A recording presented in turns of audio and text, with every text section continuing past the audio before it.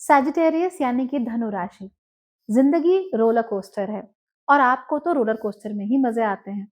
In fact आप एक ऐसी राशि हैं जहां पर मुसीबत होती है तो आप कुछ ज्यादा ही इंजॉय करने लगते हैं। परेशानियां होती हैं तो आप डटकर सामना तो करते हैं, लेकिन उसके बाद उन परेशानियों को लेकर आप लोग हंस भी लेते हैं। आपकी यही खास बात है जो आपको दूसरों से एकदम अलग बना देती है। 2026 में आपको एक रोलर कोस्टर का ही सामना करना पड़ेगा, लेकिन अच्छी बात यह है कि मजे भी पूरे आएंगे और काफी सारे गिफ्ट्स भी मिलेंगे आउट ऑफ शेयर किस्मत। तो कौन से 6 मेजर चीजें आप लोगों के साथ होने वाली है वो बात करेंगे। साथ ही साथ प्यार, परिवार, पैसा, इन सभी क्षेत्रों में ये साल आपके लिए क्या लेकर आ रहा है वो भी जानेंगे। लेकिन ये सब हम करेंगे विया होलिस्टिक एस्ट्रोलॉजी, यानी कि एक ऐसा ज्योतिष जो कि आपके पॉजिटिव पॉइंट्स को मैक्सिमाइज कर सकता है और आपके नेगेटिव पॉइंट्स को मिनिमाइज करने में आपकी मदद भी कर सकता है। So let's get started. तो सबसे पहली चीज जो धनु राशि के साथ होने वाली है, इस साल आपको रियलाइज होगा कि बहुत सारे लोग जो खुद को आपका वेल विशर कहते थे वो आपके वेल विशर तो बिल्कुल भी नहीं है। एक्चुअली ये लोग किसी के भी वेल विशर नहीं है। ये किसी के बारे में अच्छा नहीं सोचते, किसी के लिए कुछ भी अच्छा नहीं करना चाहते। इनफैक्ट उनको दूसरों को खुश देख के तकलीफ ही होती है। जब आपके दुखों में ये दौड़ते हुए चले आते हैं तो वो आपसे मजे लेना चाहते हैं, और जब वो आपके सुख में दौड़ते हुए चले आते हैं तो वो ये देखना चाहते हैं कि ये इतना सुखी कैसे हो गया, इसको ये कैसे मिल गया, इसके बेटे की नौकरी कैसे लग गई, इसकी बेटी की इतनी अच्छी जगह शादी कैसे हो गई। तो these are the kind of people, they are not exactly your well wishers. और आपको उन्हें इसी लाइट में देखने की जरूरत है। जब आपको पता लगेगा कि आपके दुख में वो और खुश होने आते हैं और आपके सुख में वो कमी ढूंढने आते हैं, तो आप एकदम न्यूट्रल हो जाओगे और फिर आप उनसे मजे लेना शुरू कर दोगे। मेरे ख्याल से यही एकदम ठीक है, क्योंकि जितने मजे वो आपके ले सकते हैं उससे ज्यादा आप उन्हें तंग कर सकते हो, and you love doing this, so go ahead and do whatever feels right for you.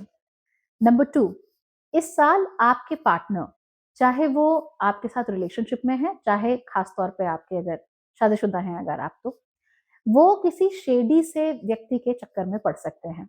ये शेडी व्यक्ति कौन होगा? कोई ऐसा व्यक्ति जो खूब लबादे के साथ आता है कि हाथों में मालाएं पहनी हुई हैं, गले में भी मालाएं पहनी हुई हैं, पूरा चोगा अपना बना रखा है कि भैया हमको तो सब कुछ आता है, हम ही गुरु हैं, हम ही be all and end all है। ऐसे किसी व्यक्ति के चक्कर में आपके स्पाउस पड़ सकते हैं और उसकी वजह से अपनी घर गृहस्थी में बहुत सारे इश्यूज क्रिएट कर सकते हैं।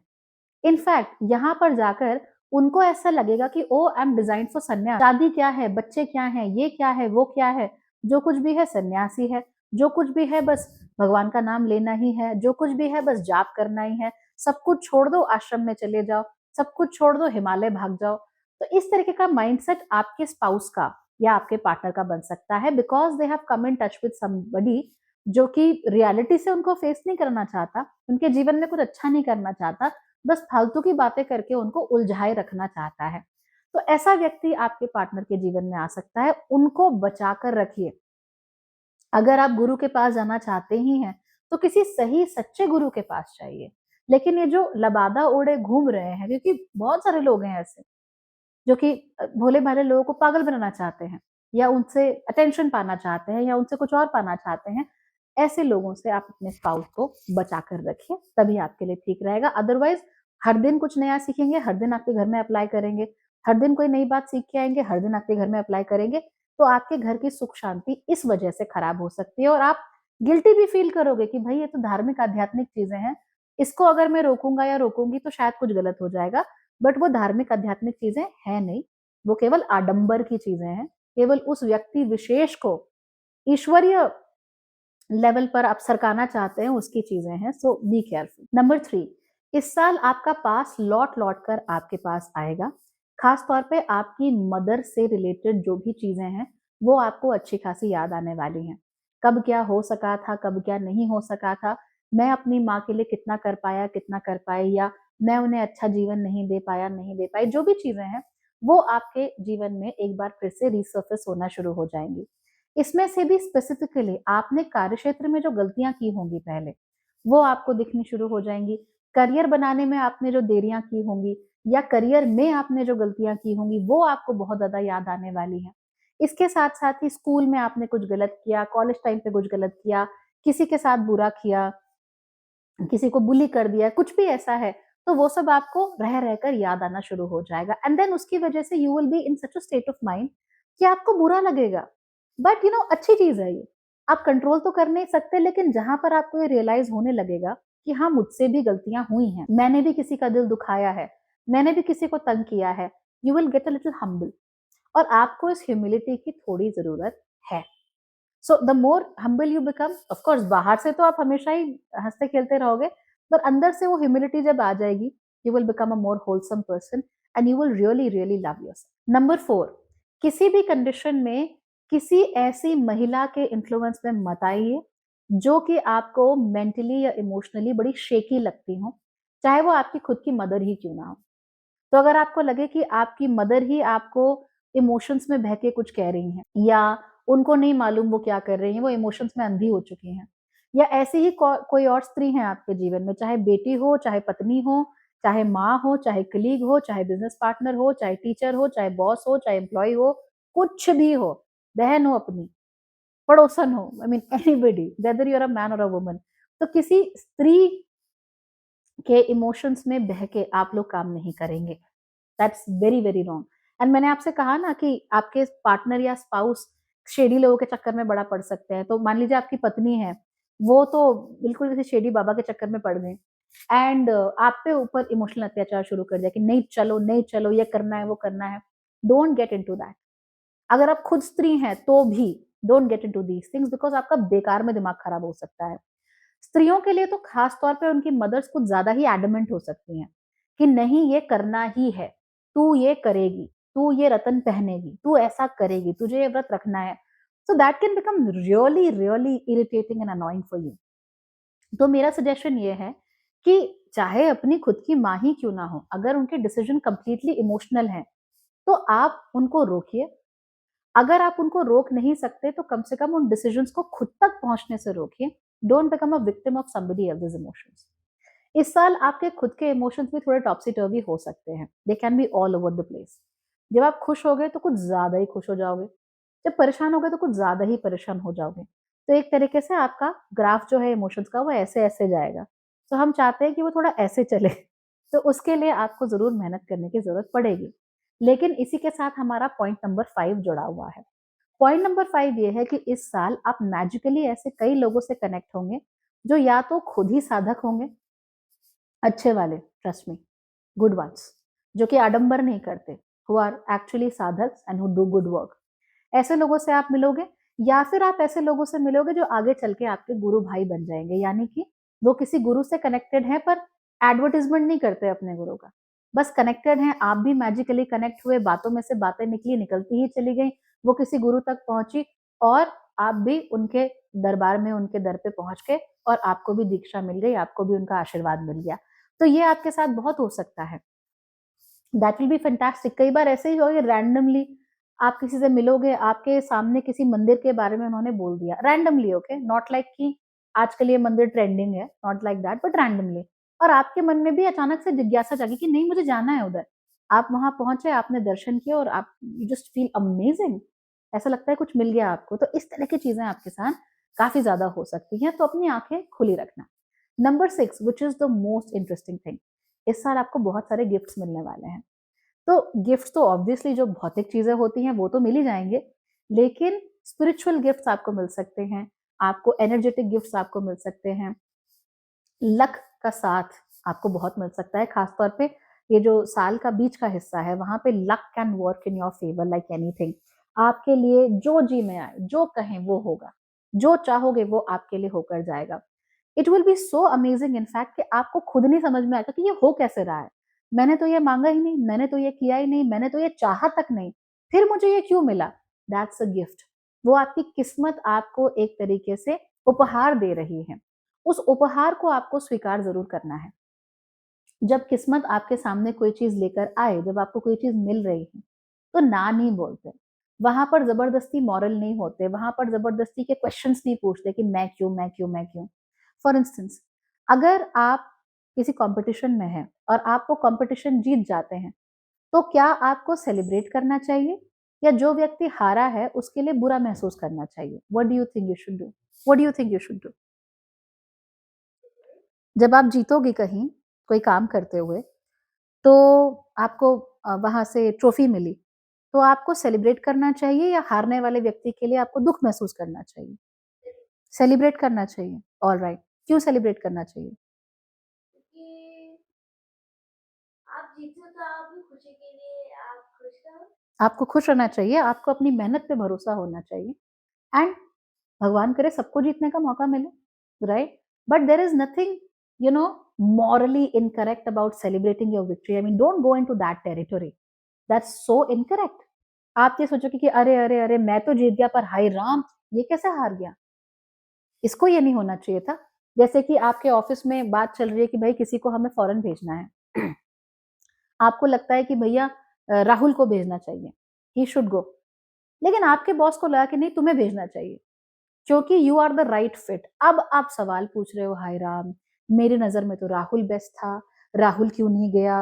मुझे राहुल के लिए बुरा लग रहा है। रिलैक्स, आपको भेजा जा रहा है क्योंकि आप उसके लिए फिट हो। Accept it and make sure कि आप उस पे अच्छे से काम करो।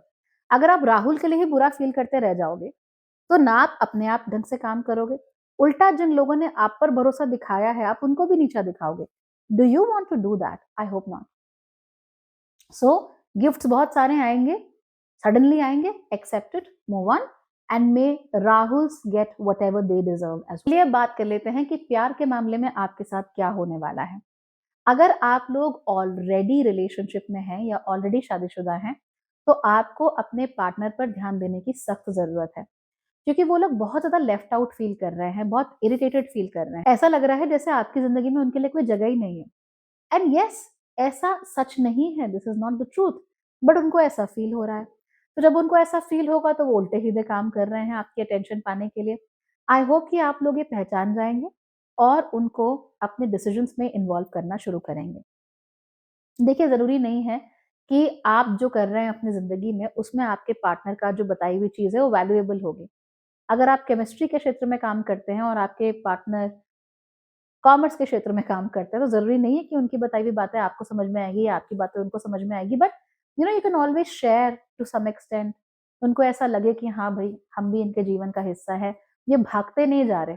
They should not feel like कि आप आगे भाग रहे हैं और हम आपके पीछे-पीछे भाग रहे हैं, because that will get very tiring for them. तो करना सिर्फ क्या है, उनका हाथ पकड़ कर आगे चलना है बस, और कुछ नहीं। थोड़ी स्पीड धीमी हो जाएगी आपकी इसकी वजह से, but that's literally what partnership is like. जब हम अकेले होते हैं तो हम तेज़ चलते हैं, लेकिन जब हम दुकेले हो जाते हैं या 2 हो जाते हैं, तो फिर हम ज़्यादा लंबा चल पाते हैं धीमे-धीमे। So it's the difference between a sprint and a marathon, and I hope that you want to win this marathon. अगर आप लोग सिंगल हैं तो आपको प्यार के बहुत सारे मौके इस साल मिलने वाले हैं। अगेन, वेरी सरप्राइजिंग, हाँ। बट देखा जाए तो धनु राशि वालों के लिए प्यार मिलना कोई बहुत बड़ी बात नहीं है। You always keep on meeting new people, you always keep in coming in contact with new people, जो कि यूजुअली आपके लिए अच्छा ही होता है, अच्छे रिजल्ट्स आपके लिए लेकर आता है। तो प्यार करने के बहुत सारे मौके मिलेंगे। जो भी व्यक्ति आपके साथ रिलेशनशिप में आएगा, वो आपके जीवन की धुरी बन जाएगा। So that person will take centre stage in your life. देखिए कितने कमाल की बात है, मैरिड वाले ध्यान नहीं दे रहे और जो सिंगल हैं उन्होंने अपने पार्टनर को ही अपनी पूरी दुनिया बना लिया है। तो आप लोग वो गलती मत कीजिए जो मैरिड लोग फिलहाल कर रहे हैं कि ध्यान नहीं दे रहे हैं। बट आप लोग भी अति कर रहे हो। Don't make the one person centre stage of your life. अपनी ज़िंदगी को चलने दो, रहे चल रही है, और उस व्यक्ति को उस जीवन का हिस्सा बनाओ ताकि उन्हें भी अच्छा लगे। अदरवाइज़ आप ज़बरदस्ती उन पे इतनी लाइमलाइट डाल दोगे कि वो खुद ही कन्फ्यूज़ रहे कि ये क्या हो रहा है, and should I even talk to this person because they are too much. तो किसी के जीवन में इतना भी मत घुसते चले जाओ कि वो ही परेशान हो जाए और डर के भाग जाए आप लोगों से। जहाँ तक पैसों की बात है, वहाँ पर पैसे की इनकमिंग में इतनी दिक्कत नहीं है। इनकमिंग तो ज़रूर होगी, पैसा आपके पास ज़रूर आएगा। बहुत ज़्यादा नहीं बोल रही हूँ मैं कि अति का पैसा आ जाएगा, but you will have a very steady stream of income. इस साल के मुकाबले यानी 2025 के मुकाबले 2026 में तो डेफिनिटली आपके लिए इनकम बढ़ने वाली है, तो वो तो अच्छी चीज़ है। हाउएवर, प्रॉब्लम यहाँ पर होगी कि आप लोग फाइनेंशियली गलत डिसीजन ले सकते हैं। इनफैक्ट पिछले 5 सालों में आपने कई सारे फाइनेंशियली गलत डिसीजन लिए भी हैं, वो भी भर-भर के। तो उनका चुकाने का समय अभी आ रहा है, तो आपकी जो इनकम बढ़ेगी ना, आपके पुराने गंदे फाइनेंशियल डिसीजंस में वो इनकम खराब हो सकती है। इसीलिए साल शुरू होने से पहले या साल में जभी भी आप ये वीडियो देखें, प्लीज उसी समय वीडियो को पॉज करना और जाकर कहाँ पर कितना कितना कर्जा मुझे किस किस व्यक्ति को देना है, कितना रेट ऑफ इंटरेस्ट है, प्रीपेमेंट कितना हो सकता है, नहीं हो सकता, 1 घंटा लगाओ और ये पूरा फिनिश करो। बिकॉज अगर आप ये नहीं करोगे तो आप जितना भी पैसा कमाओ, यूं समझ लो कटोरे के नीचे छेद है, तो जितना भी पैसा कमाओगे सारा आपका बर्बाद हो जाएगा, बचेगा आपके पास कुछ नहीं। और आपको भी तो अपने फ्यूचर की प्लानिंग करनी है कि नहीं करनी। So please be very careful. अगर आप किसी और चीज के बारे में नहीं सोचना चाहते मत सोचो, बट पैसों को लेकर you have to be super duper smart. You must know कितनी ईएमआई जा रही है, कितनी बची है, कितनी नहीं है। जितना आप केयरफुल रहोगे उतना आपके लिए भला है, जितना आप केयरफुल नहीं रहोगे उतना तकलीफें आपके लिए बढ़ती चली जाएंगी। रोकना किसी के बस की बात होगी नहीं। दोस्तों से अगर आपने बहुत उधार लिया हुआ है तो भी आपको तकलीफ बहुत हो सकती है, इसीलिए अपने दोस्तों से लिया हुआ जो उधार है उनको चुकाना शुरू कर दो, उनके पेशेंस को टेस्ट मत करो।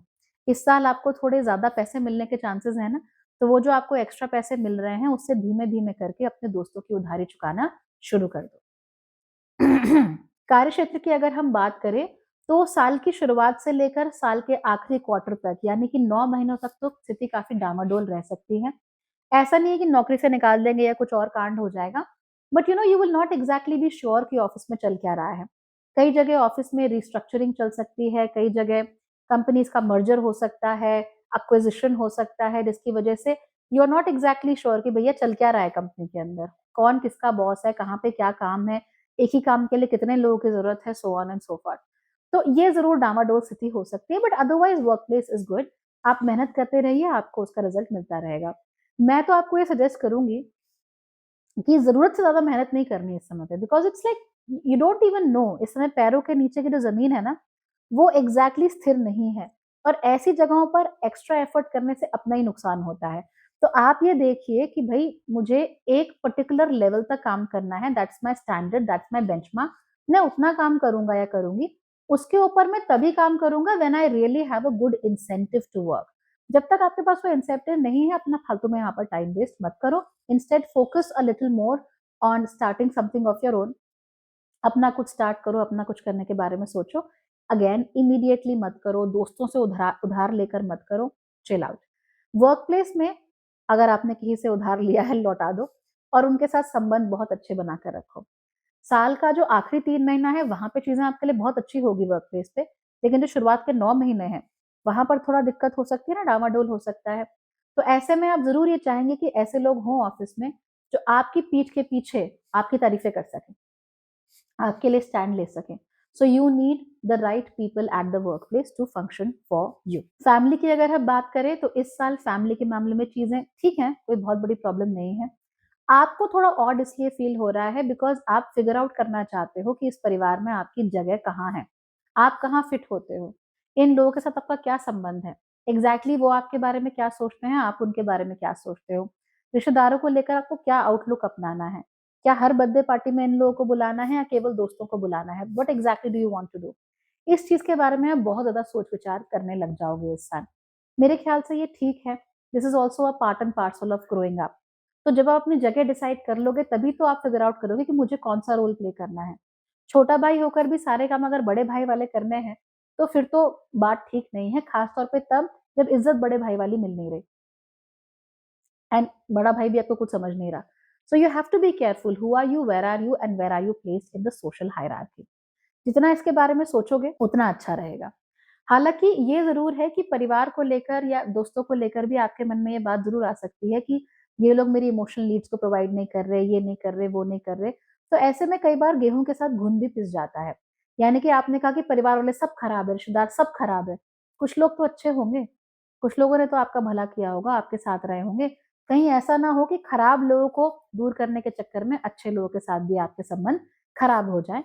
तो एक डेलिकेट बैलेंस है, इसको बनाकर रखना। हेल्थ की अगर हम लोग बात कर लें तो कोई बहुत बड़ी प्रॉब्लम तो नहीं है, पर छोटे मोटे फीवर्स, हेडेक्स वो इस साल आपको अच्छे खासे हो सकते हैं। साइनस का इशू थोड़ा हो सकता है, उसको बचाकर चलना। इस साल पानी बिल्कुल क्लीन पीना, क्योंकि पानी क्लीन ना पीने की वजह से टाइफॉइड जैसी समस्याएं आप लोगों को इस साल हो सकती हैं। So you'll have to be extra careful. इस साल आप लोगों का वेट लॉस काफी हो सकता है because you are overworking and not eating well, तो इसका भी ख्याल रखिए। अगर मैं टिप्स की बात करूं तो इस साल आप लोगों को, जैसा कि मैंने कहा, शुद्ध पानी पीजिए, खाना ठीक से खाइए, ये आपके लिए ज़रूरी है। लेकिन इसके साथ-साथ ही ज़बरदस्ती किसी के बारे में कोई धारणा मत बनाइए, सब लोगों को एक ही आँख से मत देखिए, राइट? सब लोगों के बारे में सेम विचारधारा मत अपनाइए, सब लोगों को एक ही ग्रुप में कैद करके उस ग्रुप को लेकर कोई विचारधारा मत बनाइए। Look at people as individuals and then see कि उनका आपके साथ कैसा संबंध है। इसके साथ-साथ ही आपको ये भी ज़रूर देखना है कि आप लोग भगवान से ज़बरदस्ती फाइट ना करें। अगर ईश्वर आपको कुछ दे रहे हैं, एक्सेप्ट इट, नहीं दे रहे हैं, उसको भी एक्सेप्ट करो। अपनी माँगी हुई चीज़ नहीं मिल रही है, कोई बात नहीं, बिना माँगे मिल रही है, एक्सेप्ट इट। तो भगवान के साथ, किस्मत के साथ लड़ने की कोशिश मत करो, आप में उतनी हिम्मत नहीं है। Accept what is going on with you and you will be okay. Alright? Good luck then everybody. Bye bye, take care.